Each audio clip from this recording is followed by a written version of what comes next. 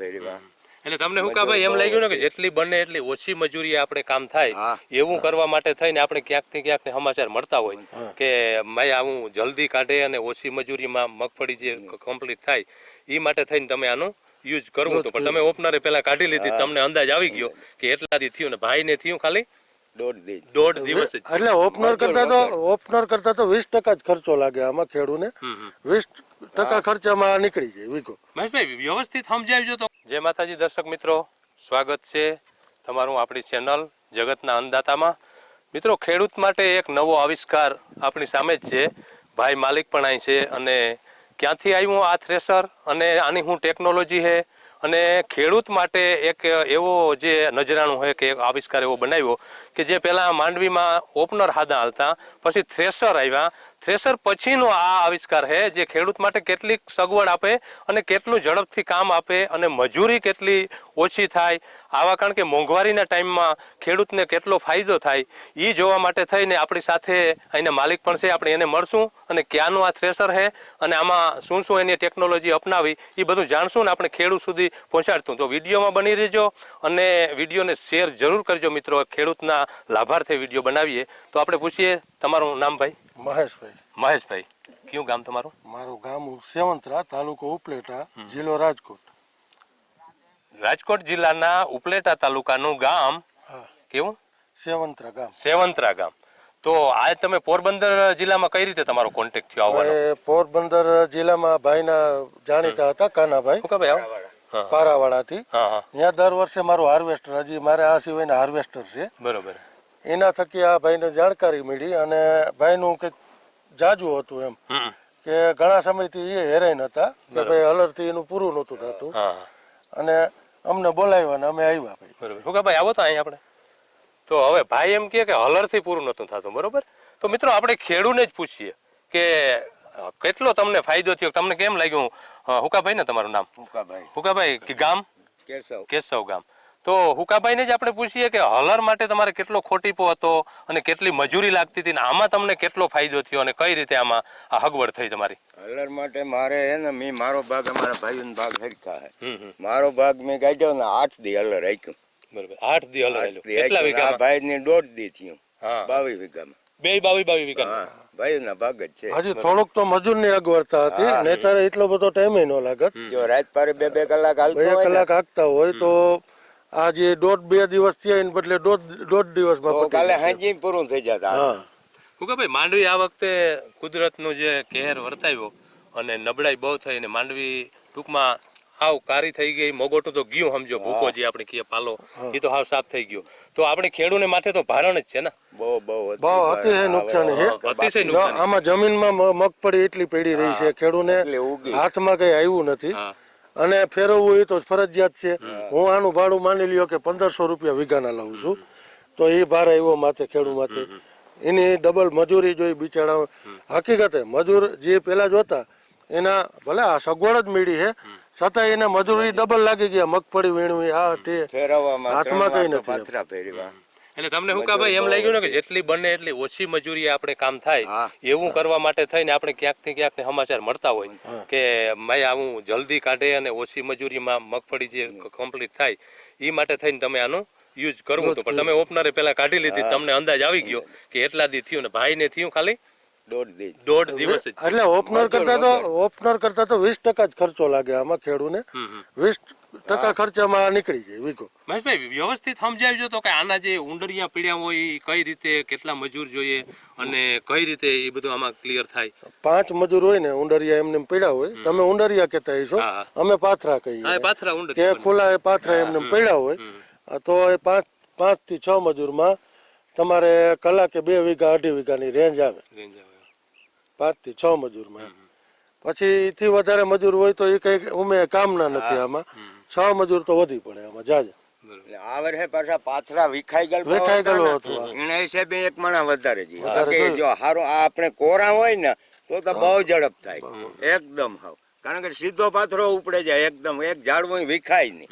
આ તો વિખેલતા હતા અને સીધું જ અહીંથી ઉપાડ્યું લાય રાખવાનું, અહીંથી ડાયરેક્ટ એટલે સરળ પડે. હાવ આના જે આ ઓગલા શું કર્યો, ઘઉલા શું કયો તમે, કલા કરે, ઓગા કરે, એ ઓઘા કરીને વળી પાછું એની જગ્યાએ લઈ જવું જ્યાં ઓપનર હાલતું હોય ત્યાં એમાં જે મગફળી તૂટે ને એની આમાં ફાયદો થાય 50 થી 60% ફાયદો થાય ખેડૂતને બહુ કે ઓછી તૂટે એમ પડે હેઠી પેઢી કાંદામાં મગોટામાં ફોલવામાં ઘણો ફાયદો થાય આમાં ઓછા જ જાય ઓપનરમાં જ જાય મજૂર પાછળથી ભરતા હોય એ ભરી લઈએ એમને એટલે એ બી નુકસાન વધારે થાય આપણે આમાં એ બહુ મજબૂત. અને માંડવી તમારી દ્રષ્ટિએ આમાં કઈ ટેકનોલોજી છે જે બધી તમે વ્યવસ્થિત બતાવો કે હા બતાવીએ.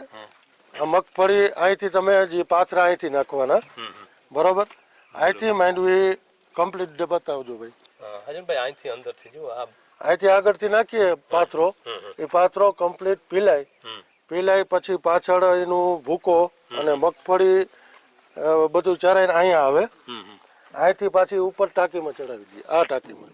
આ મગફળીની સ્પેશિયલ સ્ટોરેજ છે. અહીંથી ટૂંકમાં હવાથી હા હવાથી નહીં એ વાટકા જ આવે બરોબર. વાટકા ઉપાડીને ડાયરેક્ટ ઉપર આમાં સ્ટોરેજ કરે તે પછી કાંધો આમાં આવે. આ બીજી ટાંકી છે કે ભાઈ કોક દોડવો ફોરો હોય અને પવન ભેગો ઉડી ગયો તો ભૂકટમાં ન જાય જે આપણે ભૂકો કહીએ ને એમાં ન જાય અહીંયા સ્ટોરેજ થઈ જાય એનું.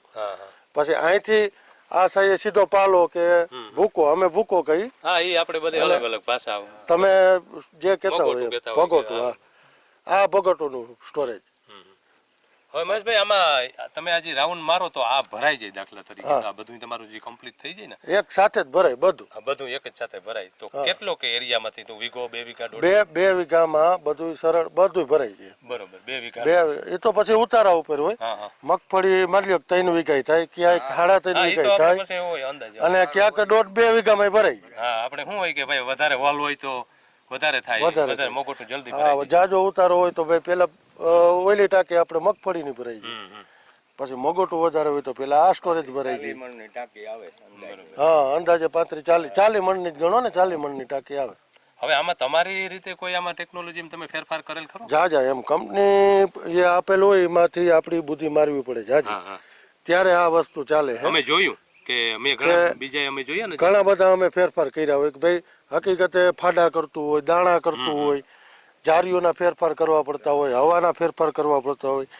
કંપની એ પાવ એમાંથી અલગ અલગ પતરા નાખે આ તે કે ભાઈ મગફળી ખેડૂની ઢોરાય નહીં એવા હાથે ઘણા બધા સુધારા કરવા પડે આપણા મેળે એમ. બરોબર. તમારે ઈ બાજુ પણ માંડવીમાં ચાલે કે આ કોઈ બીજામાં યુઝ અમે પછી આના પછી હવે ચણામાં યુઝ કરશું કે હવે આ ચણામાં હાલશે ત્યાર પછી 3 મહિના પછી ચણામાં ચાલુ થાય. હવે તમારી દ્રષ્ટિએ આપણી ચેનલ દ્વારા જગતના અન્નદાતામાં તમે શું કહેવા માંગો ખેડૂને ક્લિયર બતાવો તમે કેટલો ખર્ચો તમને બચે તમારે કઈ રીતે માંડવી ક્લિયર ચોખ્ખી થાય એ થોડુંક આપણી ચેનલમાં તમે બોલો.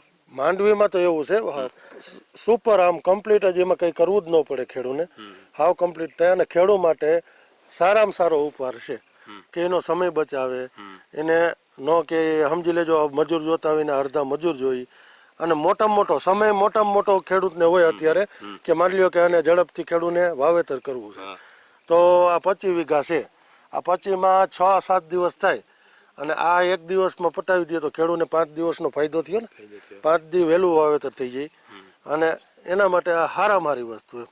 આમાં શું તમારો હિસાબ હોય વીઘાનો હોય કે વીઘાના 1500 રૂપિયા. બરોબર.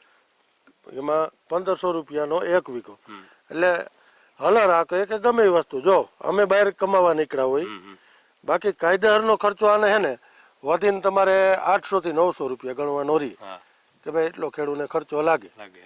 આ તો કમાવા નીકળ્યા એટલે અમારા 1500 રૂપિયા કમાવા નીકળ્યા હોય એના એ તો લાગે જ ખરેખર પણ ખેડૂને તો ટૂંકમાં આને જે ખેડૂ અપનાવી લે ને તો એને વીઘે 700 થી 800 રૂપિયામાં પડે વીઘો.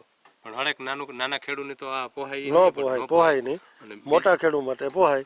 અને ખેડૂત માટે ફાયદો જ છે ને આજે ઓપનરે 6-7 જેમ આપણા ભાઈએ જણાવ્યું કે 6-7 થાય એટલું બધું એમાં તો પાછું ચોખ્ખું ન થાય બીજું 2-3 દી આખવા કાંધું પછાડું ઘણું બધું એમાં નીકળે. આમાં બધી ક્લિયર બધું સીધું માની લ્યો કાંધું નીકળું તો આ એવડું ખેતર છે 25 વીઘાનું 25 વીઘાના ખેતરમાં અડધી કલાકમાં તમારું કાંધું સાફ અડધી કલાક જ ખાલી લે.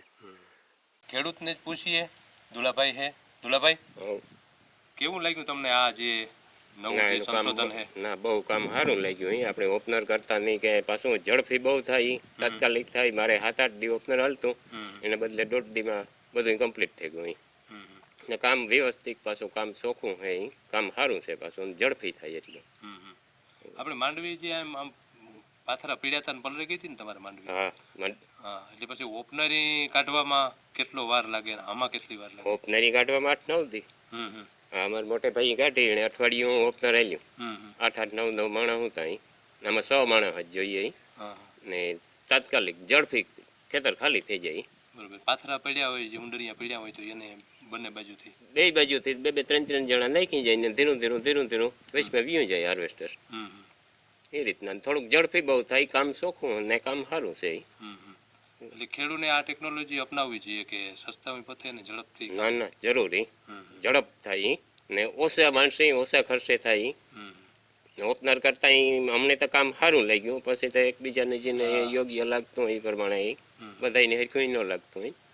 માંડવી આપણે જે ઓપનરી કાઢીએ ને એમાં ઘણું બધું પછાડી નીકળે છે, કાંદુકી આપણે મગોટામાં માંડવી જાય એવું બધું પણ થાય, એમાં ઘણું નુકસાન થતું હોય, અમુક બી વધારે કાઢતા હોય એવું બધું થતું હોય. તો આમાં એવું કઈ કોઈ વસ્તુ નહીં, બી નો કાઢે. સવારમાં થોડીક વાર આપણે થોડીક 9-10 વાગ્યા સુધી જાળવીએ ઠારા જેવું હોય તો, પછી બાકી કોઈ નહીં, એક બી તમને જોવા ન જડે. કાંધામાં કઈ નહીં, કાંધું થોડુંક નીકળે એ કલાક થાય વધારે આપણે હોય. 20-25 વીઘા હોય તો મારે કલાક 1.5 કલાક થયો હતો કાંધું.